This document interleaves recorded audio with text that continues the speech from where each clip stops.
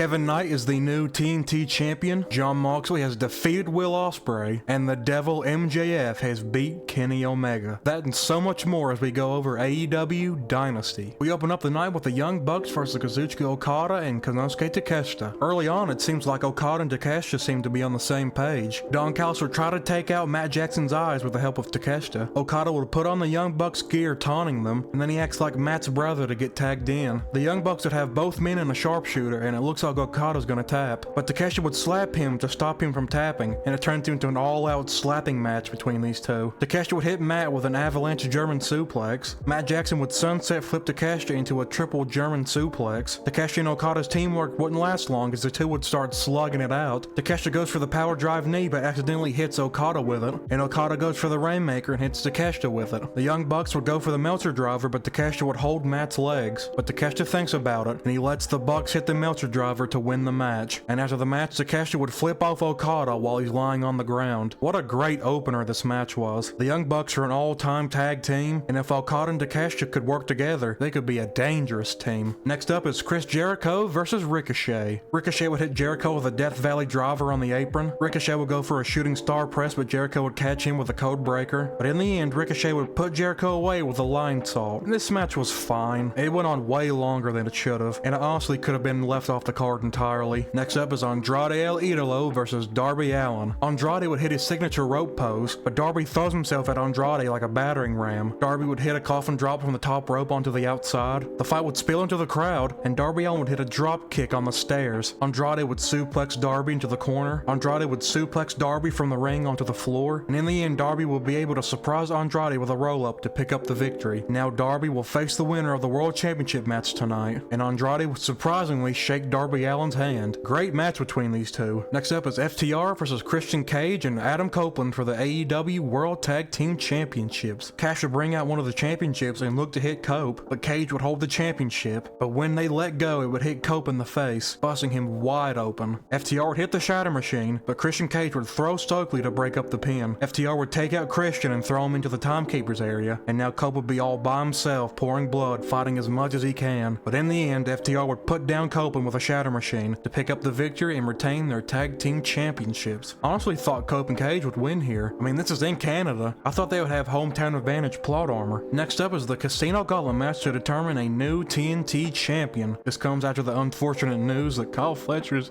injured. Leave Kyle alone. Give me the pain. Ciampa was going for the pin on El Clone, and Bandito would hit the 21-plex while Ciampa was still on El Clone. Ciampa would suplex Kevin Knight onto everyone on the outside. Danny Garcia would have the Dragon Tamer on Speedball, and while Garcia has it in all the way, Kevin Knight would hit the UFO splash to win the match and become the new TNT champion. Very well deserved win for Kevin Knight. Kevin is the absolute future of AEW, but for right now, he's the face of TNT. Next up is Thekla versus Jamie Hayter for the AEW Women's World Championship. Thekla would DDT Jamie onto the ramp. Jamie would suplex Thekla onto the apron, but in the end, Thekla was able to roll up Jamie and hold onto the rope to steal the victory and retain her Women's World Championship. And Jamie is rightfully pissed. But don't worry, Jamie. Allin will be here soon, and it's in your home country, so maybe you'll meet her there. Next up is Jon Moxley versus Will Ospreay for the AEW Continental Championship. As soon as the bell rings, Ospreay hits Moxley with a hidden blade. Moxley would hit a Paradigm Shift on the outside. Moxley would hit the Paradigm Shift, but Ospreay would get up with a hidden blade out of nowhere. Moxley would pile drive Ospreay right into his neck on the steel steps, and it looks like Ospreay's down and out, but Ospreay barely beats the 10 count. But as soon as he gets into the ring, he's met with a curb stomp, and Moxley would hit Ospreay with 2 Paradigm Shifts, but Ospreay would still kick out. But ultimately, Jon Moxley would hit the Death Rider to put away Will Ospreay and retain his Continental Championship. Very great match between these two. For a second, I thought this match would end up being a draw, but I'm glad there was a decisive winner, and I'm glad it was Jon Moxley, because the Owen Hart Foundation tournament is coming up, and Will Ospreay can get his win back against Jon Moxley in the tournament. But for right now, Jon Moxley has one up on Will Ospreay. Next up is the Dogs versus the Conglomeration for the AEW World Trios Championships. The Conglomeration has a sitcom-style entrance, and someone knocks on the door, and it's none other than a returning Kyle O'Reilly. The Dogs would come out, and David Finlay would destroy the door. Clark Connors would fuck his championship on the couch, and then think Gabe Kidd would piss on the couch. These guys are absolute dogs. A little bit into this match, I could tell something was off. Gabe and Kyle were gone for a good part of the match. Kyle would end up coming back, but Gabe, however, wouldn't return because Gabe Kidd broke his shoulder early on in the match, and that's probably why this match felt so odd. They probably had to change a lot on the fly. But in the end, Kyle O'Reilly makes Clark Connor's tap out of nowhere. Even Orange Cassidy is confused, and now the Conglomeration is the new Trios champions, only 24 hours after the Dogs barely won them. But nonetheless, a huge moment for Kyle O'Reilly in his home country. And we move on to the main event, MJF versus Kenny Omega for the AEW World Championship, the Devil versus the God of Pro Wrestling. MJF would rise from hell on a throne in a badass entrance, but it is kind of funny when you realize it's a Jewish guy playing the devil. Before the match even starts, the ref takes MJF's ring away from him. Kenny would stomp on MJF while a table was on him. MJF would fake a knee injury and would lure Kenny into a pile driver. Kenny would hit MJF with an avalanche one-winged angel, but Kenny can't get to the cover, and by the time he does, MJF rolls out of the ring. Kenny would go for the V-trigger, but MJF would put the ref in front of him to take the hit. And MJF would hit Kenny with a low blow. MJF would retrieve the diamond ring from the ref, but Kenny would be able to hit the one-winged angel, but there's no ref to count. But one slides in and MJF kicks out at the last possible second. MJF would hit Kenny in the stomach with the ring, and he would hit a tombstone pile driver through a table on the outside. And that would allow MJF to hit the heat sinker to win the match and retain his AEW World Championship. Very good match. I wanted Kenny to win, but I don't mind MJF retaining. So now MJF will face Darby Allin on Spring Breakthrough for the World Championship. The show ends with MJF lowering into hell, still the AEW World Champion. And that was AEW Dynasty. A very good show. Wasn't great, but it was still very good. I mean, Dynasty is a B-level pay-per-view, so I wasn't expecting anything too crazy. But I still enjoy myself, just like I do with every AEW pay-per-view. And soon we'll have Double or Nothing, with the Anarchy in the Arena match, and soon the Owen Hart Foundation tournament will start. I'm getting hard already. But that's in the future. Tell me what you all think of AEW Dynasty in the comments. Most importantly, I hope you all enjoyed this video. I'll make more silly videos like this in the future, so stop on by when the time comes. But until then,